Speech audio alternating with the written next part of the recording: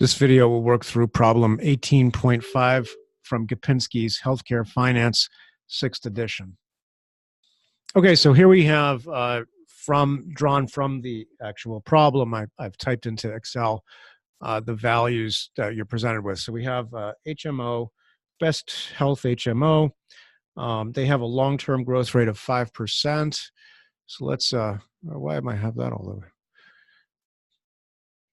Let's get rid of all this extra lines. How about that? All right. So we have what is our required rate of returns? We're going to need that. And then our EG, my goodness, long day. I guess I can't type anymore. So the long-term growth rate is going to be 5%. The required rate of return is going to be 14%. Okay. So what we know is we're trying to figure out how much this company is worth in 2015. All these cash flows are at the end of 2015. So all these cash flows are happening at the end of the year. So 2015 functions as our time zero. So we're trying to bring everything back to the end of 2015. So this net profit of $500,000 is going to happen a year from now at the end of 2016. So we're standing here at the end of 2015. All right. I keep saying that because the way this is presented can get a little confusing about your valuation. Okay, so what is the equity value of the HMO? So in order to get the equity value of the HMO, like we did in problem 4, we need to get the free cash flow to investors. So the free cash flow to investors starts with, just like we've estimated cash flows in the past, you take your net profit and then you add back your non-cash expenses, which in this case is the $3 million in depreciation. However, what we're interested in is the free cash flow that investors can actually take out of the firm.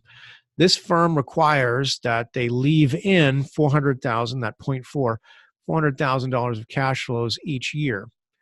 So we can take out the $500,000 plus the $3 million, but then we have to leave in the $400,000. So our free cash flows to our investors is 3.1 in 2016. We'll just copy that formula down. And you can see it's growing nicely. Over the course of 5 years, it grows from 3.1 to 8.1. So that's a pretty aggressive growth rate. But we know that when we get to 2020, starting in 2021, the growth rate between the end of 2020 and the end of 2021 is going to be 5%. And it's going to be 5% thereafter.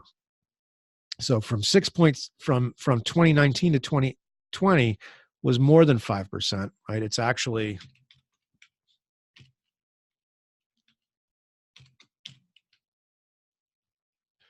22% growth. So they're going to slow down from that very fast, rapid growth to a constant growth of 5% starting in 2020.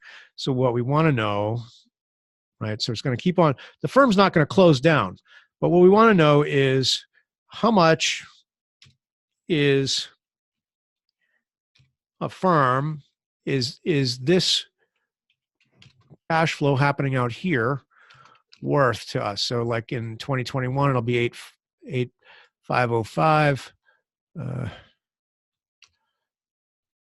right? And then it'll grow 5% more in 2022 to 8.9, right? And then in 2023, it'll be 9.3 and so on and so forth, right? So growing much slower than it was before.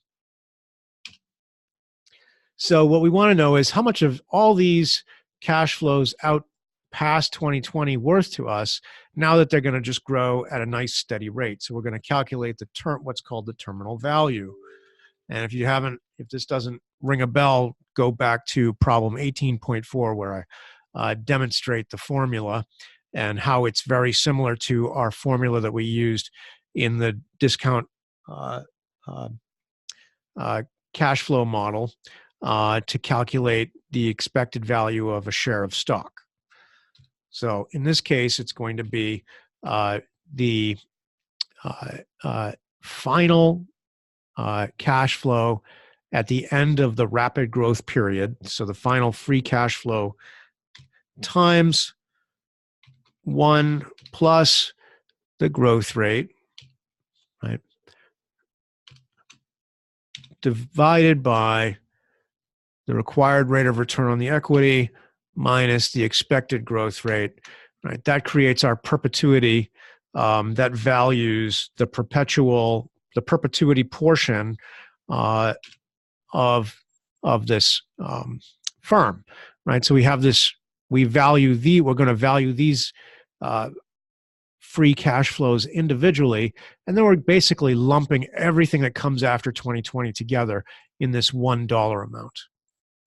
So then we can calculate our net cash flows, which is the sum of the free cash flows and the terminal value. And so what is the present value of the cash flows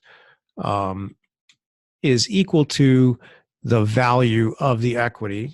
So we're going to use the NPV formula, discount it back at the required rate of return, grab all our cash flows,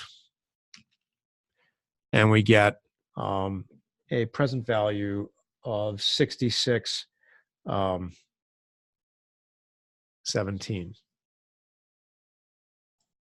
So the value of the firm in this case, assuming these are in millions, is 66 million. Now, Part B says, suppose that it's not necessary to retain any of the operating income in the business. What impact would this change have on the equity value? Well, the easiest thing to do then would be to say, let's get rid of this line of asset requirements. That's basically what they're saying. So I can just delete that out of the formula. And the present value of the cash flows jumps to 69. Now, why does it jump to 69? Because we were subtracting the 400,000 from the free cash flow. It makes, by deleting it, it makes the free cash flows go up. You can see from 3.1 in 2016 to 3.5. So that just makes the value of the firm, higher. All right, that's it for 15. Sorry, for 5, for chapter 18.